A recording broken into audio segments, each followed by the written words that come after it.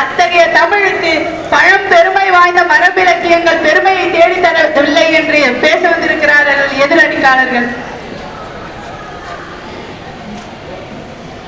கதையும் கவிதையும் காவியம் படைத்து கிளையுற்று கீர்த்தனை சொன்னது. குமரி முதல் கூடாரம் வரை கெட்டது என்று சொன்னவர் இல்லை, கேட்க கேட்க மறந்தவர் இல்லை. கை தொட்டு கொடியேற்றி கோட்டையில் படக்கும் கௌரவம் சொல்லும் எங்கள் தமிழின் பெருமையை. நம்ம இப்போ இருக்க காலகட்டத்துல காலையில எழுந்து டிஃபன் செய்ய முடியலன்னு பிரெட்டு ஜாம்பு எல்லாம் சாப்பிட்டு போலாம். ஆனா எத்தனை நாளைக்கு தான் அந்த பிரெட்டும் ஜாமுமே சாப்பிட முடியும்? கொஞ்ச நாளைக்கு இட்லி தோசை எல்லாம் நமக்கு தேவைப்படும்ல. அந்த இட்லி தோசை தான் எங்க மரபு இலக்கியம், என்னைக்கும் சுவை மாறாது. உங்களுடைய நவீன இலக்கியம் வந்து வெறும் பிரெட்டு ஜாம்பு மாதிரிதான்.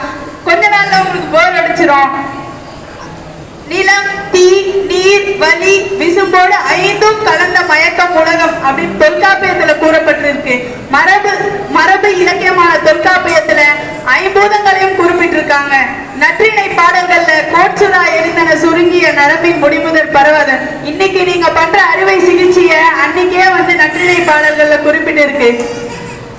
புறநானூற்று வரிகள்ல கூறப்பட்டிருக்கோம். உற்றி கொடுத்தார் உயிர் கொடுத்தாரே அப்படின்ற வரிகள் வந்து புறநானூற்றுல இடம்பெற்றிருக்கு. ஐநா சபையில கூறப்பட்ட யாதும் ஊரே யாவரும் கேளீர் என்ற வரிகள். நற்றிணையில சுவரில் கோடிட்டு நாட்களை கணக்கிடும் பழக்கம் அன்றே கூறப்பட்டிருக்கு. இன்னைக்குதான் நம்ம கேலண்டரை பயன்படுத்துறோம், அன்னைக்கே அவங்க கோடு போட்டு நாட்களை வந்து கணக்கிட்டு இருக்காங்க. அரசியல் பிழைத்தோருக்கு அறம் கூற்றாகும், உரைசால் பத்தினியை உயர்ந்தோர் ஏத்துவர், ஊழ்வினை உறுத்து வந்து ஊட்டும் என்ற சிறப்பதிகாரம் நம்மளுக்கு உணர்த்துற உண்மைகளை காட்டியுமா மரபிலக்கியத்துக்கு நம்ம ஒரு சான்றுகளை எடுத்து வைக்க வேண்டும். ஒரு குழந்தைக்கு நம்ம ரைம்ஸ் சொன்னா கூட கூப்பிட்டு உட்கார வச்சு மா எலியாரு எலியாரு எங்க போறேன்னு சொல்லுமான்னா சொல்லாது. அது ஒரு பாடல் வழியா நம்ம தலையை ஆட்டி ஆட்டி சொன்னோம்னா அதுவும் தலையை ஆட்டி ஆட்டி கண்ணை சிமிட்டி சிமிட்டி சொல்லும். அந்த மாதிரி நம்ம 10 பாட்டு நூல்களுக்கும் 8 தொகை நூல்களுக்கும் பாடல்கள் வழியே ஞாபகம் வச்சுக்கிற எளிய முறையெல்லாம் இருந்திருக்கு.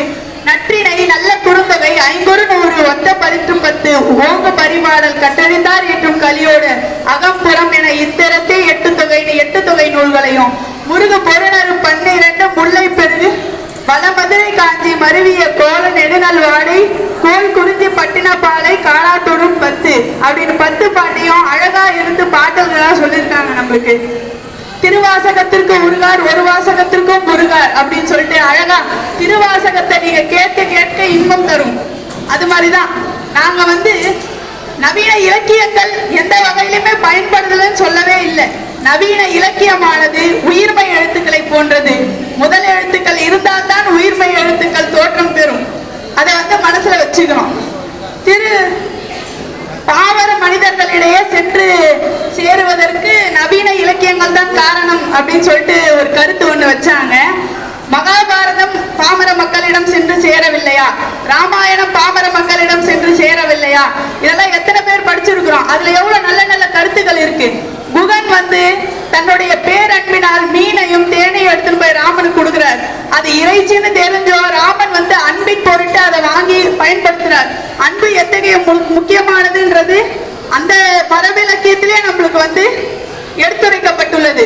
உலகில் 6809 மொழிகள் உள்ளன. அதில் எழுத்து வடிவம் பெற்றது 100 மொழிகளே. அதில் 6 மட்டுமே தற்போது பழமையான மொழிகளாக நடையில் இருந்து வருகிறது. அதிலும் மிக பழமையான மொழி நமது தமிழ் மொழி என்பதில் பெருமை கொள்ள வேண்டும். சிலப்பதிகாரத்தில் ஒற்றை சிலம்பை கையில் ஏந்தி கண்ணகி அவர்கள் வந்து செய்யாத புரட்சியா இன்னைக்கு நீங்க வந்து நவீன இலக்கியத்தினால செஞ்சுட்டீங்க. அன்னைக்கு அந்த அம்மா வந்து ஒரு சிலம்பை ஏந்தின்னு வந்து நீங்க ஏன் தவறான நீதி சொன்னீங்க அப்படின்னு சொல்லிட்டு பாண்டிய மன்னனிடம் கேட்கும் காட்சி நம்ம அதை பார்க்கலன்னா கூட வாழ்க்கையில அதை நம்ம கண் முன்னாடி யோசிச்சு பார்க்கும் போதே அத்தகைய வீரம் மிகுந்த காட்சியாக நமக்கு தெரிகிறது. இதை விடலாம் எடுத்துக்காட்டுகள் தேவைப்படுகிறது. மரபு இலக்கியங்கள் தான் நம்ம தமிழுக்கு பெருமை தேடி தந்தன என்று கூறுவதற்கு அடித்தளம் சீராக அமைந்தால்தான் கட்டடம் சீராக அமையும். அந்த அடித்தளமாக தான் மரபு இலக்கியங்களை நாங்கள் கூறுகிறோம். நாங்கள் அடித்தளம் போட்டு விட்டோம், அதில் நீங்கள் கட்டடம் கட்டி கொண்டிருக்கிறீர்கள். கட்டடம் எத்தனை நீளமாக சென்றாலும் சரி, அடித்தளம் எங்களுடையதாகும் என்று கூறி வாய்ப்புக்கு நன்றி கூறி விடைபெறுகிறேன். நன்றி, வணக்கம்.